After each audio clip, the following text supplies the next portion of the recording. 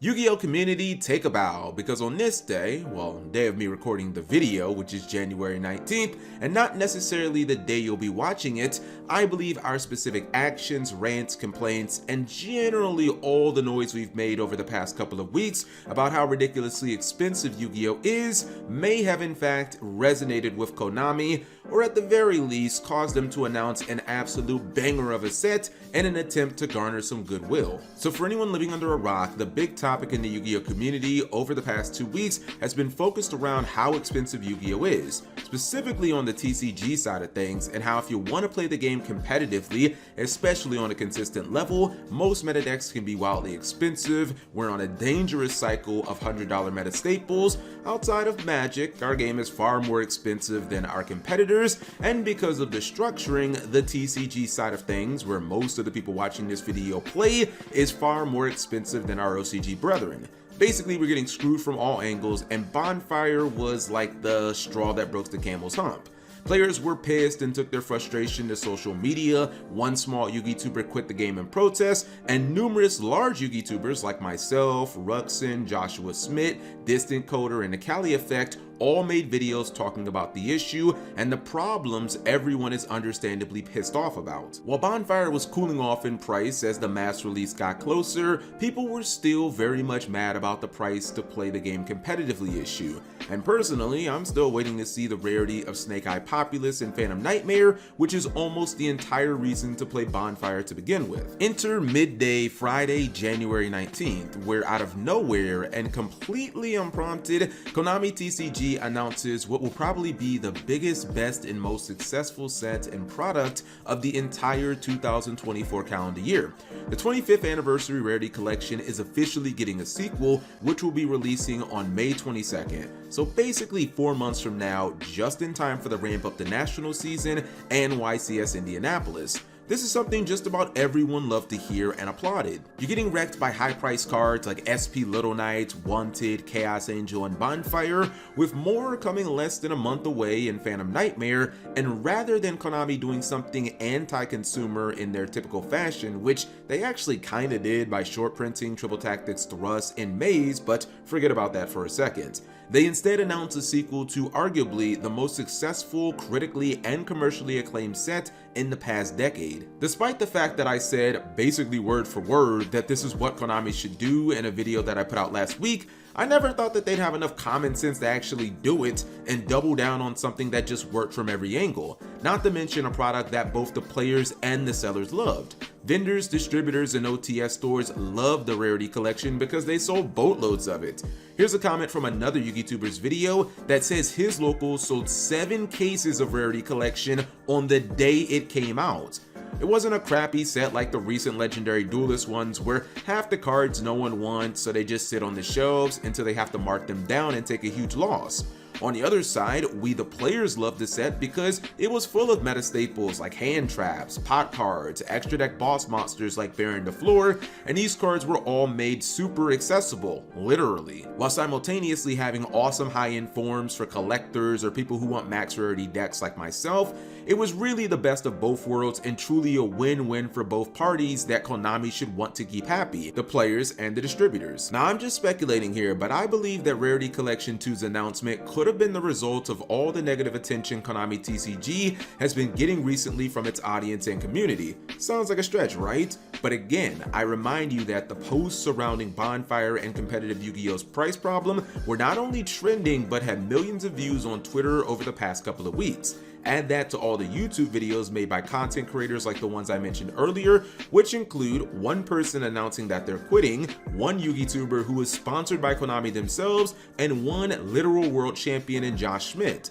I'd argue that that's enough bad publicity to get their attention, considering all of the above were basically dunking on Konami for 2 weeks straight and talking about all the things they're doing wrong.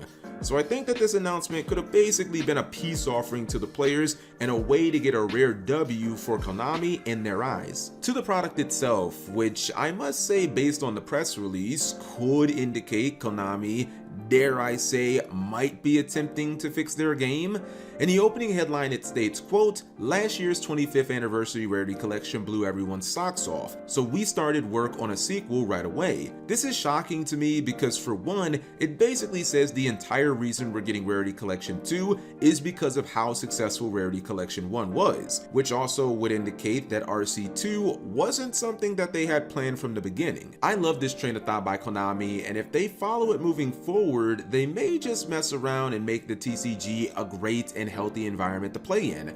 I say this because they released a set last year without truly knowing if it's going to be a home run or a flop, and after it ends up being a home run, rather than it just being a nice one-off thing that they never revisit, they look at the success of that product and think, gee, why don't we do more stuff like this? The players loved it, the vendors loved it, the stores loved it, we made lots of money off of it, everyone was a winner here. Compare that again to the last few legendary Duelist booster sets, which the players only won a few cards from, so they're not really buying sealed product, the stores lose money on because the players aren't buying a bunch of sealed product, and ultimately no one ends up happy from that. I'm not saying that all Konami should do moving forward is just put out massive reprint sets, because obviously you need new cards to keep the game fresh and to keep things moving.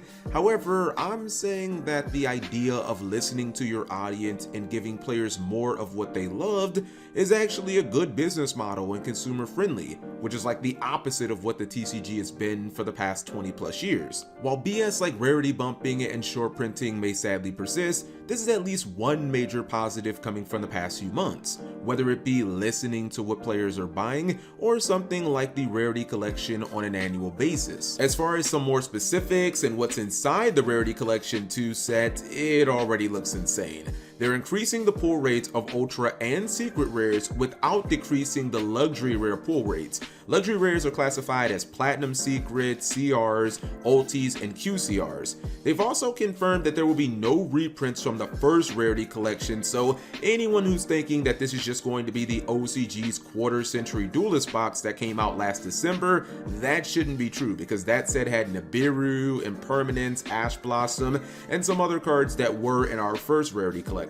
Konami did announce some blockbuster cards we'd see in this set, which include Access Code Talker and Magician Souls, hand traps like Fantastical Dragon Phantasme, Ghost Ogre and Snow Rabbit, Ghost Mortar, and Droll and Lockbird. Side note, those QCR Drolls are going to go crazy, and I am totally getting a set. Konami also noted that all 4 Visas Planet cards will be reprinted as well, which support 4 solid competitive archetypes, and I think that players are going to love more accessibility on those cards, as well as rarity upgrades.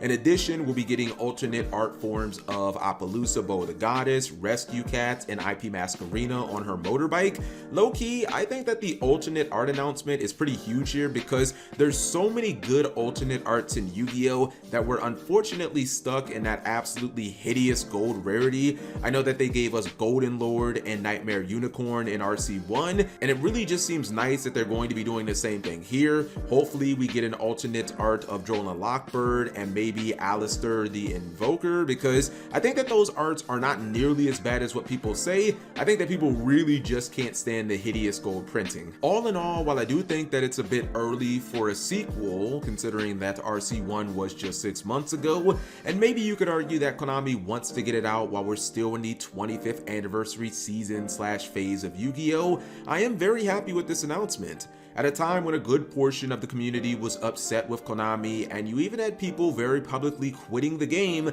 because of their policies, I think Konami needed a win. If this is a sign that Konami is going to listen to us in the future when we speak with our wallets and adjust products accordingly, I'm 1000% for it. Who doesn't want a more accessible game? Who doesn't want products that cater to basically everyone in the community who plays Yu-Gi-Oh? And who doesn't want a company who actually listens to its customers? As for anyone watching the video, I've got 3 questions for you. Number 1, do you think that all the complaining that has happened over the last couple of weeks has affected Konami's decision to at least announce this product when they did? Number 2, what are you looking to pick up from Rarity Collection 2? And number 3, what unannounced card would you like to to see in here, because I'm gonna go with a little bit of a weird pick, but I'd really fancy a Cyber Dragon Infinity or maybe Dark Bribe in this set. Those are cards that I would definitely like to get, and QCR or maybe like a CR. Anyways, you leave all that in the comment section below, and thank you for watching as always.